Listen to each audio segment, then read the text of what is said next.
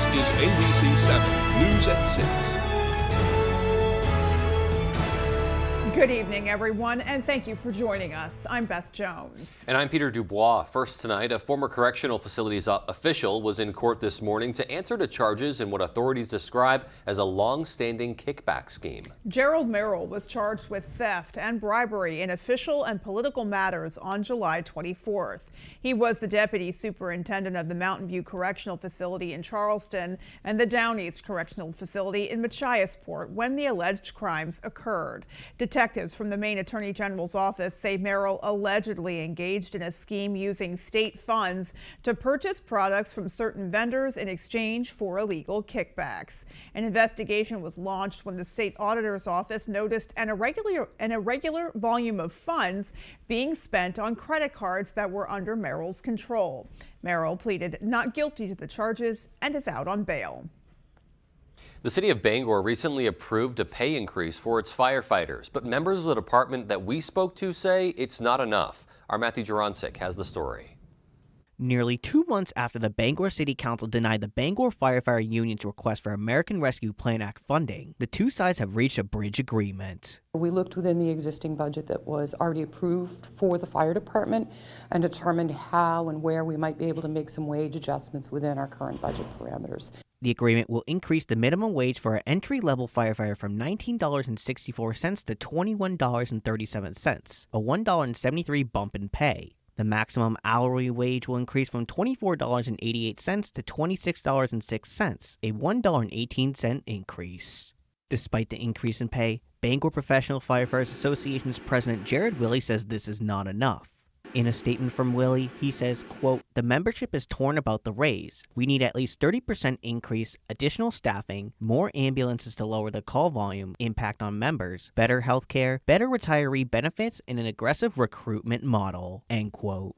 Bangor firefighter and paramedic Brian Cochran says he feels like the city is not supporting the fire department. The decade-long firefighter says what the city is doing is, quote, "moral injury and deliberate occupational betrayal," end quote. He goes on to say the city had the opportunity to show good faith, but has failed to do so. For now, city manager Debbie Laurie says this is the city's final course of action on the matter until contract negotiations begin next year. We'll go into the collective bargaining agreement as is required and as outlined by law. In the interim, I would suggest that we'll work with the management to make sure that if there are other things that we could do to help increase morale, that we're always happy to have those conversations. In Bangor, Matthew Jurancic, ABC 7 and Fox 22 News. One Maine city is suing a major manufacturer of certain police equipment over what they say are unfair market practices. Our Corey Bouchard has the story. The city of Augusta has become the second municipality to file a class action lawsuit against Axon, makers of police body-worn cameras and tasers, claiming they have a monopoly on the industry. At the end of the day, it's something that if nothing comes out of it, that's fine, but at least we've done what we can to be fiscally responsible and to our taxpayers. Augusta Police Chief Jared Mills is talking about Augusta v. Axon, a class action lawsuit filed in New Jersey federal court last Wednesday. And basically, our issue has been in the past that we've looked to save money to our taxpayers by going with another product. But because of basically the relationship Axon has with this product and it being the only game in town, that's really all we could go with. According to court documents, quote, "This case concerns Axon's scheme to unlawfully obtain and maintain its monopolies in two highly lucrative law enforcement and self-defense markets, long-range conducted energy weapons, CEWs, which are commonly known by Axon's brand name Taser, and body-worn cameras, BWC systems," end quote. It goes on to say that tactics such as bundling and excessively long supply contracts have prevented new entrants from challenging Axon for market share and have led to higher prices than there would have been in uncompetitive markets. Chief Mills says his department has been using Axon's tasers for many years and it's a valuable tool to his officers. So it's not that we're unhappy with the product. We're just looking to make sure we're able to get this at the most fiscally responsible price that we can. We reached out to Axon, who declined a request for interview, but instead provided this statement, quote, "In regard to the direct complaint from Maine, the plaintiff's bar is a little late to the party and far off base about Axon's acquisition with WVII. To read the full complaint by Augusta and the full response from Axon, you can visit our website at foxbangor.com. In Augusta, I'm Corey Bouchard for ABC7 and Fox 22 News. Meanwhile, the town of Prospect is trying to find ways to move forward after several areas were damaged from the recent storm. The Hawes Bridge Road saw some of the worst of the damage after the Westcott Bridge in Prospect was completely washed out. According to the Prospect Select Board, prior to the storm, the town was already working towards applying for grant funding to replace the bridge after a previous storm caused similar damages. Now, the damage from the latest storm has set them back once again, creating what the board describes as an emergent situation for residents. Of course, we get 5 inches of rain within 5 or 6 hours. It made quite a mess and just overburdening the culverts and just washed out our roads. And you could hear it from inside. It sounded like a waterfall, and obviously you can see where the water was coming down and across. There was about 1.5 feet, 2 feet of water coming over the road. Yeah, we got hit hard. Members of the Select Board were unable to comment on camera, but say they will be working closely with the Waldo County Emergency Management Agency and others to resolve the sudden loss of the Westcott Bridge. It's unclear exactly how long it will take to get all the closed roadways fully functional again. Well, the Deer Isle Sedgwick Bridge will be the topic of conversation tonight on the island at a town meeting regarding a computer simulated testing of the bridge. That testing involved what would happen if the bridge were to become inoperable. Our Doug Banks is live at the Deer Isle Town Hall with more. Doug? Thank you. I'm here outside Deer Isle's Town Hall, where they are holding that meeting tonight about the results of that testing that happened a few weeks ago. Earlier today, I spoke with the town manager about what went into that testing, and I spoke with one resident about their thoughts of the historic bridge. Standing for 84 years, the Deer Isle Sedgwick Bridge is one of the last of its kind. But a computer-based simulation test of 2 trucks crashing, making the bridge unusable, poses the theoretical question of what would happen to the residents of the island. The purpose of the meeting was 2 weeks ago was to have emergency first responders discuss how they would deal with that crisis. One resident states that since a safe bridge is critical to the island, it should be replaced. And it's a really critical piece of infrastructure. And then we have additional pressures with like increased use from tourism, sea level rising, and global warming that make it particularly important that we keep everyone safe. Tonight's purpose for the meeting is not to make a final decision, rather starting a dialogue to answer the many questions this historic bridge poses. It would flatten our economy, and we have to figure out very quickly how we can provide food and sustenance, fuel for people who are living here. What happens with people who lose their jobs because the economy won't work properly.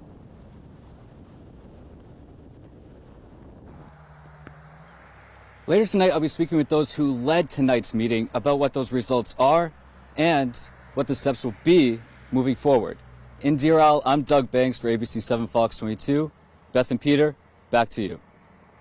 You really can't imagine what would happen if that bridge were out of service for any length of time. Absolutely, yeah. So glad to see them at least taking a proactive approach to the issue.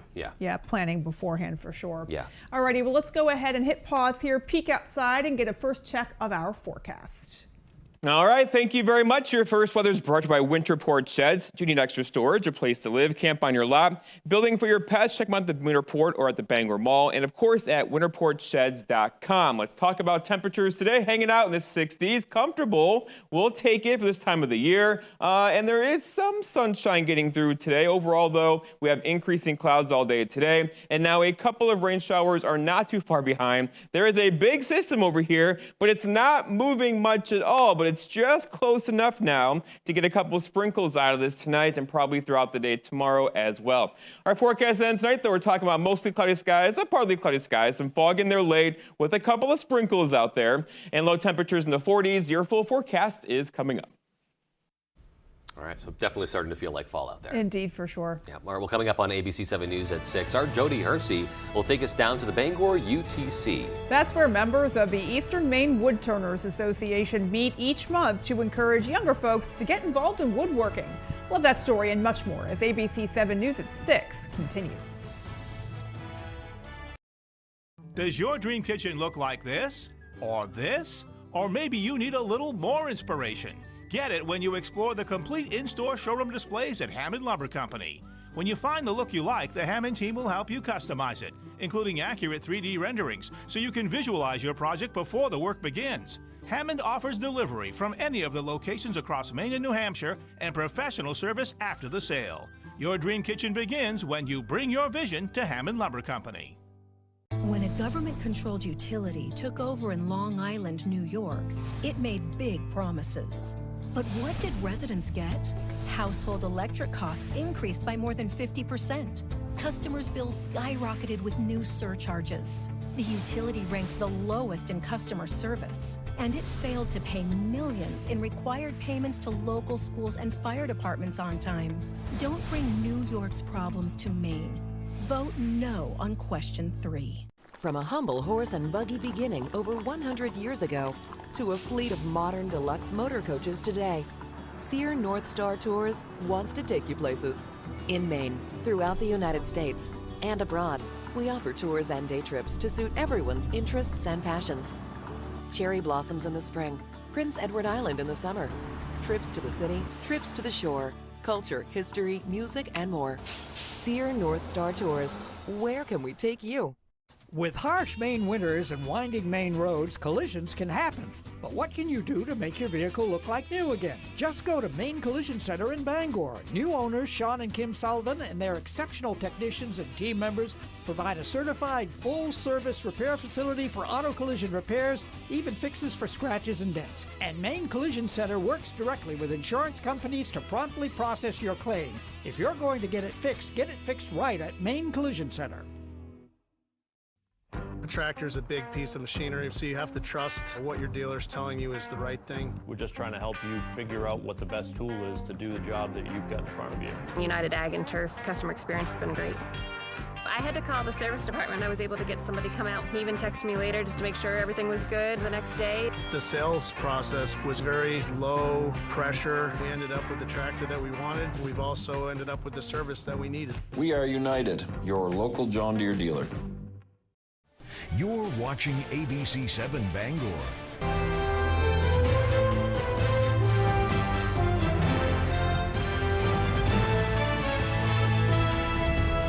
Welcome back. Wood chips are flying at the UTC workshop in Bangor. That's where members of the Eastern Maine Woodturners Association meet every month to sharpen their skills, learn from one another, and encourage younger generations to get involved in woodworking. Our Jody Hersey takes us there. Wood turning has been around for ages. It's an activity that still draws a crowd and a skill that people can use to make money, save money, or simply enjoy as a hobby. Myself, I got into it when I was 12. I'm now 71. I turn bowls to sell. Anybody that knows me, that's all they've ever gotten for presents is something that I've created. And I can think of nothing more rewarding than that. Stuart White of Winterport is one of the founding members of the Eastern Maine Woodturners, a local chapter of the American Association of Woodturners. White says he taught all his children to turn and dozens of other students as well.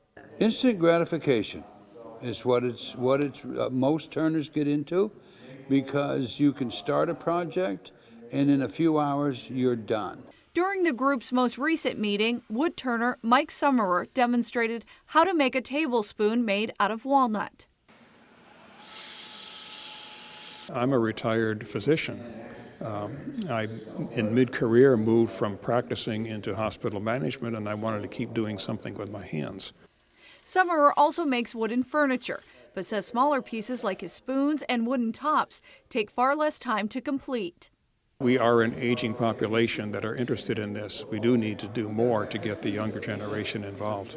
There's a lot to be said for doing something with your hands that you can then hold and touch and feel. It just makes a big difference. Those interested in learning more or hoping to join are invited to the Eastern Maine Woodturners Turnaround event happening here at UTC on Saturday, October 28th. In Bangor, I'm Jody Hersey for ABC 7 and Fox 22 News. Well, still to come on ABC 7 News at 6, Maine football wideout Joe Gillette is making a lot of noise this year, just a year removed from his second battle with cancer. We'll have that story right after the break. Mesothelioma is more than a ravaging illness. It is a disease that can ruin a family's finances and is never the victim's fault. The law offices of Joe Bornstein has been fighting and winning for Maine families for nearly 50 years, and we've collected over $500 million for injured Mainers. If you or a loved one is a victim of mesothelioma or asbestos-related lung cancer, call Joe today for a free case evaluation and to learn about your family's legal rights. Dial 207-CALL-JOE or online at joebornstein.com.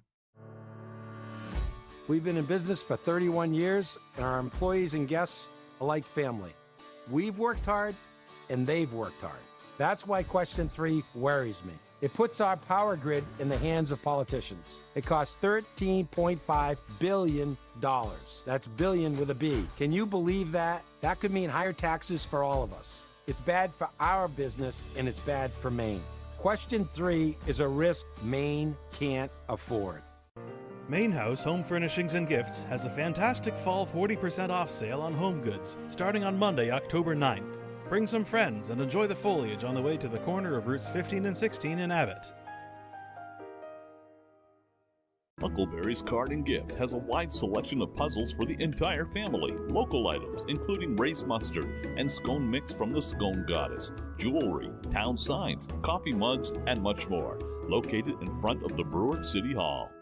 With AAA Insurance, by bundling our home and auto policies, we saved over $450. And we were shocked at the savings. When we switched to AAA auto insurance and bundled our policies, we were able to save over $400 every year. Switch to AAA insurance today, and you could save an average of $483 on auto insurance. Compare that to State Farm, Geico, even Allstate.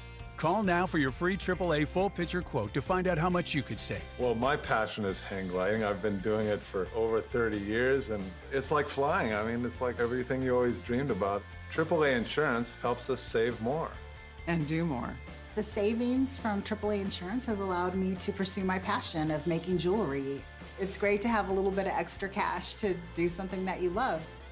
To find out how much you could save by switching to AAA Insurance, call 866-460-1310 for your free AAA full picture quote today.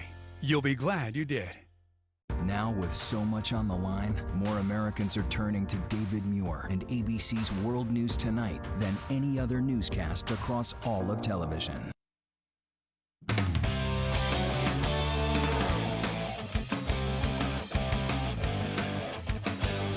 Hey everybody, Ryan Sudol here. Thank you so much for joining us. Let's start out with some high school hoops. Last month it was announced Cooper and Ace Flag are making the returns to Maine in January for 2 games with Montverde Academy. We now know their opponents and locations for the games. Montverde will be facing South Shore from Brooklyn on Friday, January 5th at 7:30. That game at Portland's Cross Insurance Arena. The next day they face Cats Academy out of Boston over at the Portland Expo Center at a time to be announced. According to Forbes, one of these games will be broadcast nationally on NBA TV. That also to be determined which one it is. These mark the first high school games for the Flags in Maine since leaving Nokomis last year. Cannot wait for that. Okay, now let's go to some UMaine football now. Black Bears struggling to pick up wins this year, but graduate wideout Joe Gillette is surely winning out there himself, both in football and life. That kid works harder than anybody I've probably ever met. He eats, breathes, sleeps football. Maine fell to 1-5 with their loss against Richmond on Saturday, but the game served as a showcase for the Black Bears' new top target, Joe Gillette. I don't know if I've been on a guy who's made a bigger impact and impression on his teammates in as short of amount of time. Gillette, a grad student out of Lafayette College, had 169 receiving yards and 3 touchdowns, the best game of his entire college career. In the offense, we had some good moments and we were able to put some good things together and execute some good plays. Gillette is the Black Bears' leading receiver, and that comes after just getting to Orono in July, a testament to his natural talent and natural connection to his quarterback. He does everything right. I mean, he's super fast, super dynamic. So, I'm just happy he's on our team. Like right when I got here, we got to work, and I think we've been getting a lot better. Their makeup is the same, and that they both work really hard and love football, apply themselves every day, low maintenance guys, that you'd love to have on the team. But even more impressive than his development is how he has overcome adversity. Back in 2021, Gillette was diagnosed with Hodgkin's lymphoma. Yeah, it was just kind of like shock at first. I didn't really think too far ahead. It was really just kind of like being in the moment and doing what I had to do. Even through his treatment, Gillette kept working out to return to football. This continued in 2022 when the cancer came back. When you're going through that kind of thing, it's good to have something to do. It's good to have like something to work towards. Now that he's once again in remission and back to football shape, he's nothing short of an inspiration to the team. Not many people can, go through that and then still be the type of person he is every single day. He keeps things in perspective for other players. They know his story. They know how hard he works. So, that's a positive impact on our team. And for Gillette, he's just happy that he has a shot. Really grateful, really thankful I was able to get through it. Grateful to all the people that helped me out and helped me get through all that with Lafayette and coaches here in Maine giving me a chance to keep playing. Just a wonderful, wonderful story. That's all the time we have for sports. Here's Jeff Weller with your full 5-day forecast. Here we go. Your full weather is brought to you by Blue Alpaca Ranch and Store. Visit our ranch and meet the alpacas or shop in our store in downtown Belfast. And let's talk about temperatures today, back up in the 60s. That's exactly where we're supposed to be this time of year. With some sunshine, it felt good earlier, but now the clouds are rolling back in and we'll have somewhat cooler temperatures across the area for tomorrow. All right, the wind today out of the south and out of the north and out of the west is kind of all over the place. We'll call it variable. This will actually die down for several hours tonight and then come back tomorrow around 5 to 10 miles per hour throughout the afternoon. Overall, it's not going to be a very windy couple days around here at all, probably into Friday before our next bigger weather system gets in here later Friday into Saturday. Until then, though, the still air gives us that chance for some dense fog, of course. If you're driving 4, 5, 6 a.m., be ready for that. It'll quickly lift, though, with the sunrise tomorrow morning around 6:30 or so. Okay, out there today, lots of sunshine early, followed by some low clouds, and now we'll call it increasing clouds across the area. This will likely give us, though, a chance for a couple sprinkles tonight, and then probably some drizzle and some light rain showers across the area tomorrow. Because this thing here, this is an upper level low. They're powerful, they're fun to look at on satellite pictures, but this one is doing whatever it wants, and it's going to sit there the next 3 or 4 or 5 hours tonight before finally beginning to move this way just a little bit. That's going to keep it just close enough to give us a chance for a few sprinkles tonight and a couple light rain showers tomorrow and also on Thursday. Let's walk it through it. So tonight, a couple areas of fog out there once again, but by about midday tomorrow, the heavier cloud cover moves back in. We could easily get a sprinkle or a light rain shower out of this tomorrow afternoon. Here's 4:30 or so. Tomorrow night, we're cloudy with a couple of rain showers around. And the same thing for Thursday into Thursday evening, as the system is going to be close enough to us to give us that chance for some rain showers and definitely some cloud cover into Friday and probably even Friday morning. It's not going to be a lot of rainfall. We're talking maybe a 1/4 inch of rain coming our way, so that's good, right? We do not need the rain, but overall it's going to be kind of a dreary couple days around here with the cloud cover and some sprinkles and drizzle out there. Our forecast ends tonight, though. Looking at lots of clouds out there. Some drizzle is possible late with low temperatures down near 44. For tomorrow, all right, so lots of clouds around, a couple of rain showers for off and on. It will not be an all-day rain, but just know there'll be a couple of rain showers across the area. Tomorrow, with high temperatures a bit cooler, back in the low 60s or so. And then looking ahead, your 5-day forecast shows tomorrow that chance for rain, Thursday a chance for rain. I'm calling it partly cloudy on Friday. We could easily, though, see a couple early morning rain showers on Friday. Here's the weekend. Saturday, some sunshine, 60. Sunday, our next chance for a good rain gets in here with high temperatures in the upper 50s. Here's hoping that rain ends up staying minimal, because we've certainly had plenty. Yeah, absolutely. Yeah. And I think that sentiment is shared among not just Public myself. Works departments, construction project workers. Yeah, absolutely. Yep. All right. Well, there is still more to come, folks. Stay with us.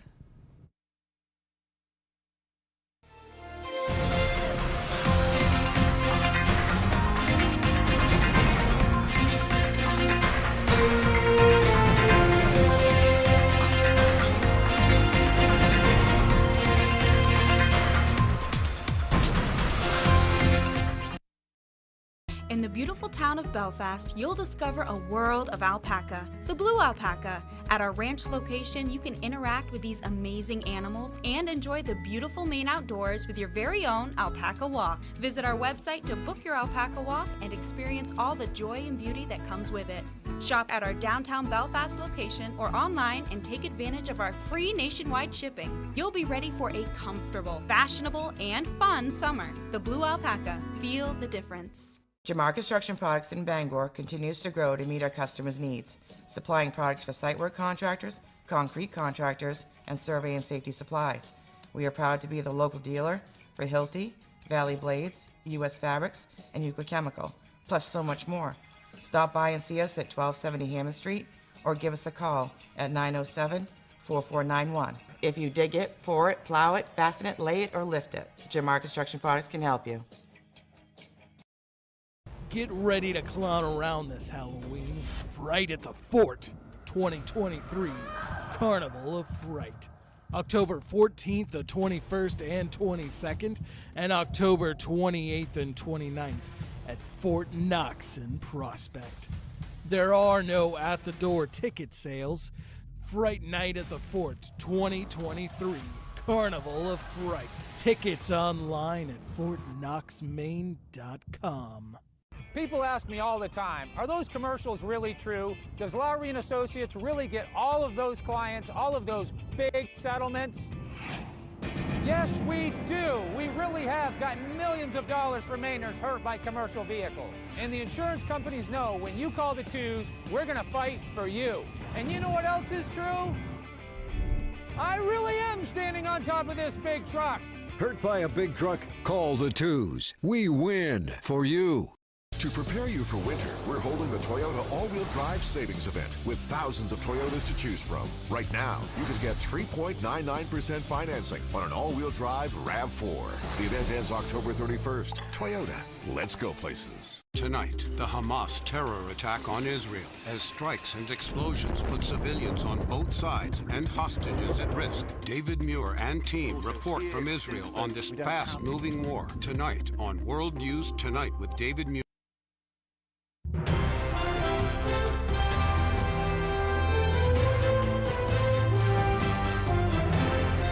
Welcome back. The Powerball jackpot continues to climb after there were no big winners in Monday night's drawing. However, one Mainer did win a $2 million prize for matching 5 numbers with Power Play on Saturday. The winning ticket was purchased at the Handy Stop Neighborhood Market and Takeout in Howland. I got a text first thing this morning from our lottery sales and congratulating us on the winning ticket. And I thought she was punking me, but in actuality she wasn't. So we're pretty excited to have a local winner here in the state of Maine, and then really happy that it's Howland, Maine. So, according to Powerball, the jackpot has risen once again to roughly $1.73 billion. That's the second largest prize in the game's history. The chances of you winning the grand prize are roughly 1 in 300 million. The next drawing is scheduled for Wednesday at 11 p.m. Well, there's always hope. Finally tonight, Adrian Mendez has always been a happy-go-lucky child, even as he deals with challenges that no child or family should ever have to face.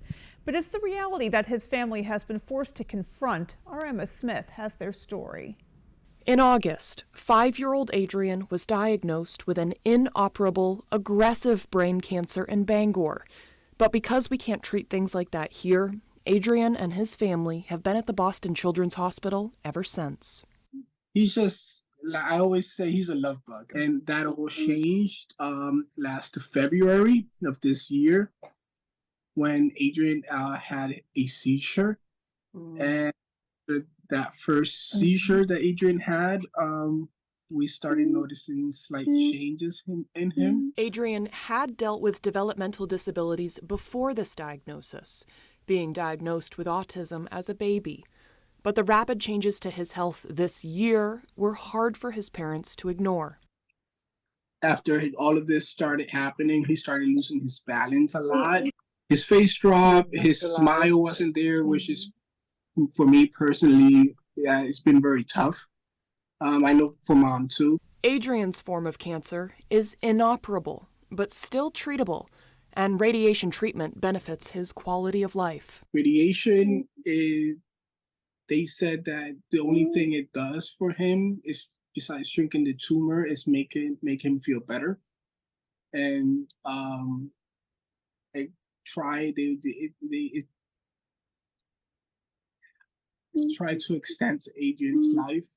During all of this, his family has been unable to work as they care for him at the hospital.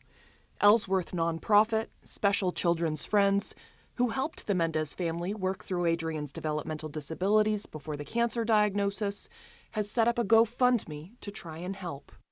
In the meantime, they are just praying for a miracle. To donate through the GoFundMe page, head to foxbangor.com. In Bangor, I'm Emma Smith for ABC7 and Fox 22. Here's hoping that many people go to that GoFundMe and make a donation to help that family. Alrighty, folks, that is going to do it for us. From everyone here at ABC7, take care and good night. Good night, everyone.